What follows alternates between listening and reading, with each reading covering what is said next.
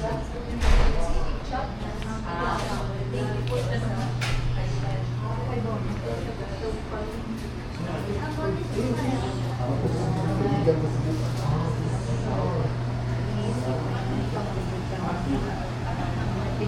mo post sanay karon din ako mag-post. Ano man, sa'yo mo ng account? Oh. Busy na ko.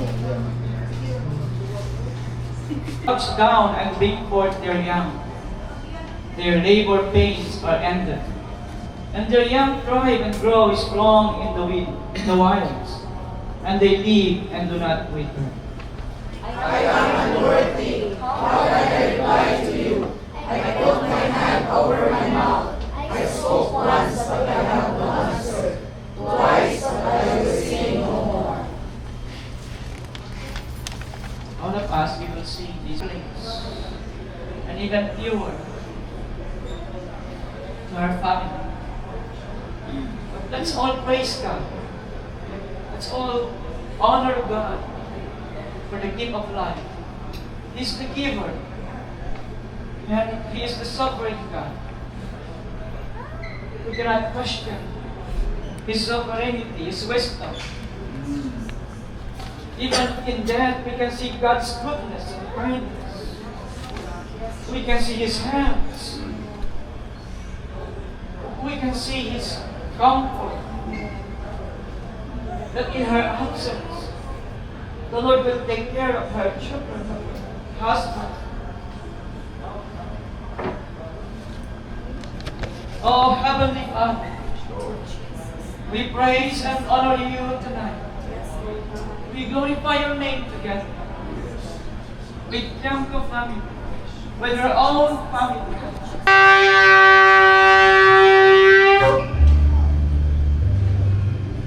The reason why I go so far, because the Bible they said, with a trumpet being blown, those who died in Christ will be risen first.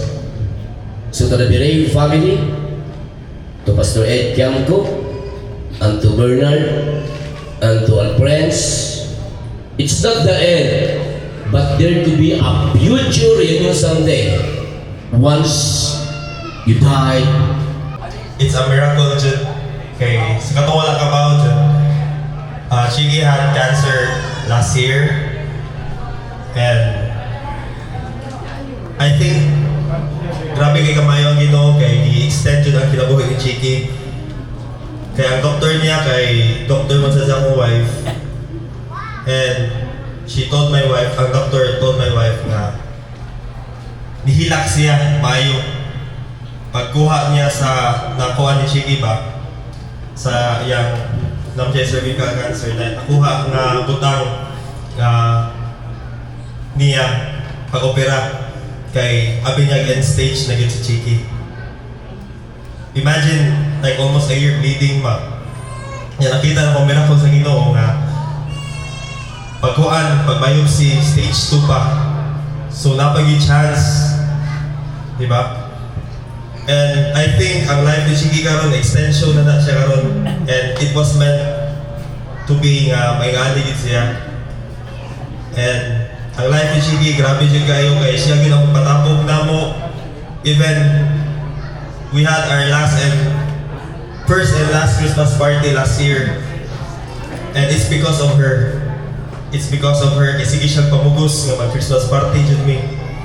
And dito naman kita nga bisan ba nagiya siya cancer, nagluya siya, nagagi siya mga grabe kay treatment. Katong nga panahon grabe kay ang kalipay, makita siya na ko yung smiles, yung kuan nga nagtapog mi. And Indo siya kaya kinabuhi sa amo man nag-igsuon kay siya gid ang patapok namo, siya gid mamugos. Bisan sa mga igsuon, simba mo. Mamugos siya nilalablab, simba. Ingana siya yung kinabuhi ba? Nga happy kayo nga yung life, nga bugoy kayo sa una. Kita na mo, agim siya kabugoy na yung mga barkada din, mga butan kayo. Na kung ano sa Ginoo ba na lawas kita sa Ginoo, and bisan sa katong dasya sa hospital, grabe kaya pag-antos. Mas ganahan ko magtanaw niya, ani. Kaysa nag-antos siya dito, galisod ginhawa. Makainumdum lang ko, makahilang. Grabe dyan yung kaagi. Di na ko kayang matanaw. And also nga, gingnan ako sa akong asawa nga, kay nurse pa nga, si Chiki wala na yun na siya. 3 days pa sa ICU. So, gihandang na ko inahinay ba? Salamat na lang ko nga nawala. Makita siya nag-antos, nanagin siya sa Ginoo. Maura ginawa ko ipangayo, Lord nga. Ay napanto sa akong auntie, Lord. Kay lisod kayo. Mas ganahan ko magdalaw niya diri. Mas grabe ang celebration nako. Nanagin siya sa Ginoo. Maura to. Thank you very much, Jeremiah. By the way, ako si John. Ikaling mga ekso ikan sa ating mga ha?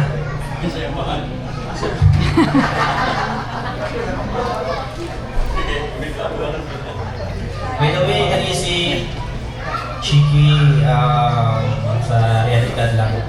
Mao ni pinakasuod na ko nga ekso. Actually, magapot ako rin. Juk ko, nita nga ako niya. Di na ko makaya eh.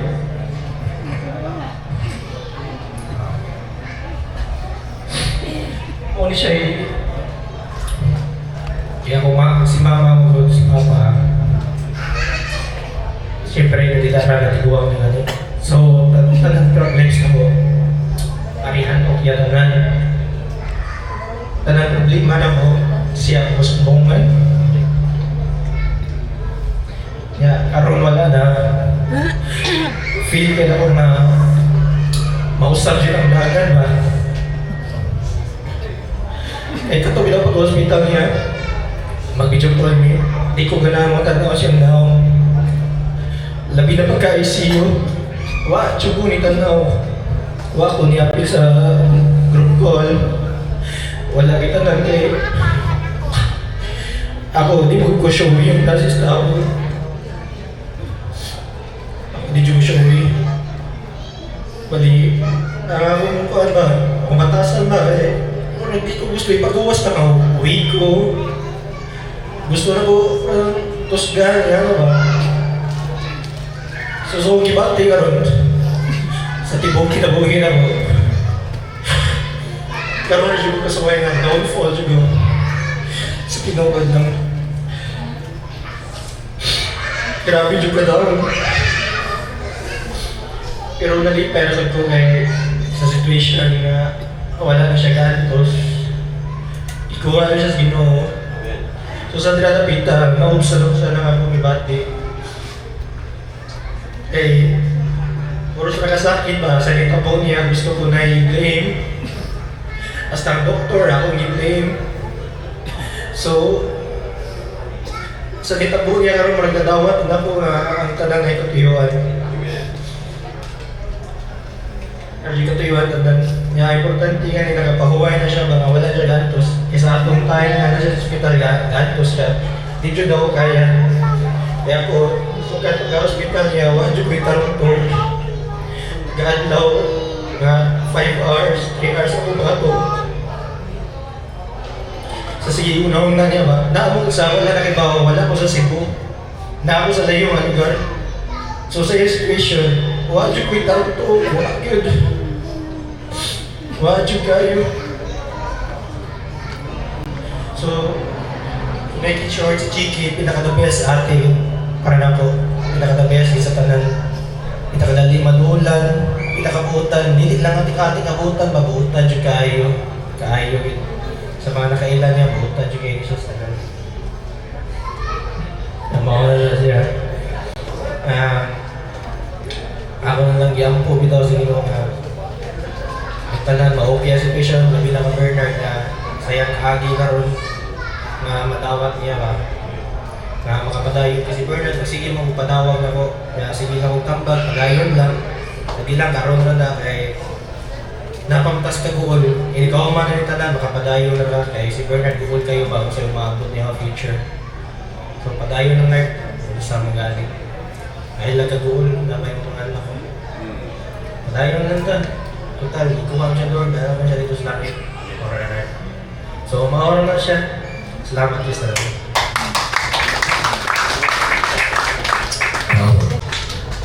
Good evening sa tanan.